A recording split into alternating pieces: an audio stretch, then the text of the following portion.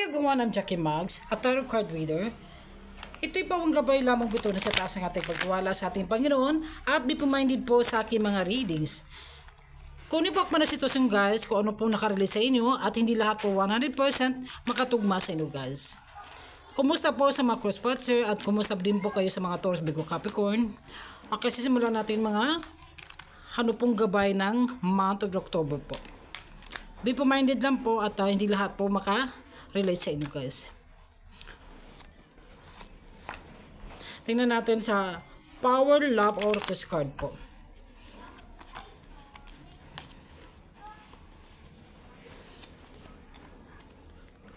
The Five of Wands, medyo conflict ang schedule mo o isado nagkaroon ng argumento na pag-aawayan tungkol sa trabaho, negosyo po ito guys na medyo naapektuhan ka sa month October tungkol sa mga trabaho.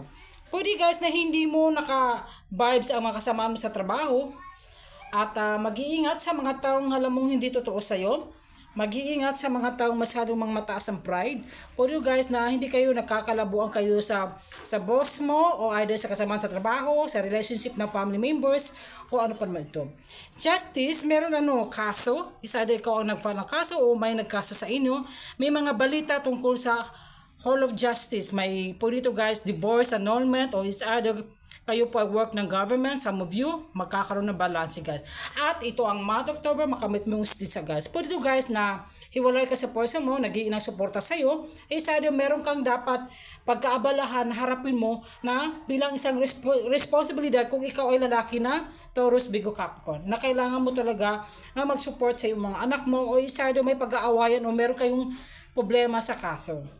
O pwede guys, may pagbabayaran ng house bills, tax, o utang kung ano ba na ito. The Seven of Swords, nakasalalay ka at mag-ingat siya sa iyong paligid. Any relationship po sa family members, friends, kaibigan, person mo, talagang tinatridor ka. Marami talaga mga taong sismosa, umiwas ka sa mga taong hindi sa'yo. At mag-ingat sa iyong trabaho, sa negosyo, baka hindi ka babayaran ng utang o each other, sino man ang kalapit sa inyo. The King of Wands, kayo po ay successful kayo sa trabaho, lalo na kung may negosyo po. At makinig ka sa intuition mo, motivate yourself, huwag kang makinig sa mga tao na alam mo ng mga negative na yan. Focus ka lang at successful ka daw sa iyong mga plano mo sa buhay, ipagpatuloy mo yan. Pwede ito nangyari na ito, mangyari pa lang, at mag-iingat kung sinong tao hindi totoo sa iyo. Huwag ipairal na puro ka na lang awa. Dapat ay unahin sarili mo, family mo, kung may anak kayo, unahin mo sarili mo problema bago sa iba. Tingnan natin sa Power, Love, Oracle card po. Responsibility. May mga responsibilidad ka dapat mong ayusin. You are aware of the power of your thoughts and the amount of love you express. So, alam mo na kung anong ibig sabihin nito guys, mga Taurus, Virgo, Capricorn. Kung anong dapat unahin mo bilang isang responsibilidad na trabaho ba? Unahin mo trabaho mo, yung sarili mo, family mo, o person mo, yung may mga anak kayo. Priorities. You understand the paramount importance of manifesting love in all situations. So, alam mo yung mga priorities mo sa buhay, di ba? Taurus, Virgo, Capricorn. Halimbawa po, okay naman yung love life niyo sa month October, meron kayong mga kunting problema ka dapat pag-aayusin, balance. Hindi ko alam kung itong person mo marunong siya mag-balance, mag-unawa sa'yo. Hindi ko alam kung ikaw ba o yung person mo medyo nagger o either demanding tukol sa mga materialistic na bagay o isa daw na pera kung ano man ito. O pwede ito sa mga anak mo rin na may mga pangailangan na kailangan mo talaga ito silang i-priority, unahin. O any family members po o sa mga kapatid ko sino man ito, priority mo sila bago din sa iba. So okay guys, tingnan natin yung the Oracle card po sa mga Taurus, Virgo, Capricorn. Blessing, sige, sa lahat ng bagay na inununan mo sarili mo, lalo na sa family mo, importante sa taong family, may mga blessing na matatanggap ka na hindi mo naasahan. So, huwag kang mawalan ng pag-asa, guys. Ito naman, lighten your load. Sobrang nabibigatan ka na, feel burden, pero balang araw, some of you, at malagpasan mo to, o either maka-approve ng visa, is either makapunta na ibang lugar, o is either nga makauwi ka dito sa bansang Pilipinas, at mag-iipon ka. Lighten your load, alam mo na kung saan paruunan mo, siguro, ka lang, be patient ka lang. Darating na panahon, gumiginhawa ka rin. Tingnan natin yung career sa mga Taurus, Virgo, Capricorn. Angel of Love. Ito yung mga mantigabay na October po ng Taurus, Virgo, Capricorn. Kayo po ay divinely guided ng ating Panginoon, lalo na sa ating mga anghel. Kayo po ay mapagmahal. Number 49 po. Huwag daw mawala ng pag-asa, guys. Malakas yung spirituality sa mga earth sign din, lalo na may psychic abilities. Huwag nyo pairan yung mga pride nyo at makinig ka sa intuition mo. Fifth chakra, Archangel Gabriel. Kayo po ay mga mensahe. May mga mensahe, may mga guide.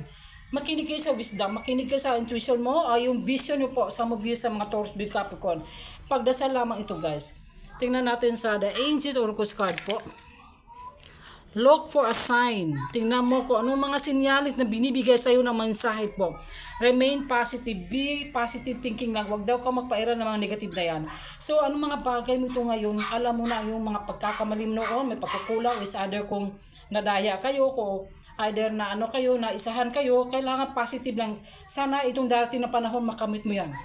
Yung manifesting niyo po, dapat I think positive. Huwag ka daw mag-iisip na anong mga bagay. Alam kayong nagbibigatan na kayo, pero balang araw, malagpasan nyo yan. Tingnan natin sa another oracle card po. Inner child healing. Some of you naman ay meron kayong mga past life nangyari na nung bata ka pa na hindi mo makalimutan dahil siguro kulang kay pagmamahal, love, attention sa nung bata ka pa. Iwasan mo yan, alisin mo yan, kalimutan mo, magdasal lang at kailangan mo ng physical healing man by the spirit at o yung mga anak mo kung may pagkukulang kayo, yung mga responsibilidad, mga obligasyon, kailangan mo bamuhay kasi oras ng mga anak mo rin. Some of you ito naman kayo ay surrender, sinusurrender niyo ang divine. Ang ating Panginoon po, surrender yung mga yun ang galit, puot, yung hirap mo, na alam mo hindi mo na kaya. Ipapanalangin mo, let's offer to the Lord. Some of you, meron kayong pinagkabalahan dahil namimiss yung mga anak nyo o mga apo nyo, na kailangan meron kayong mga responsibilidad o mga priority sa buhay na kailangan bigyan sila ng pansin at attention po. Tingnan naman natin sa love life ng Taurus, Virgo, Capricorn.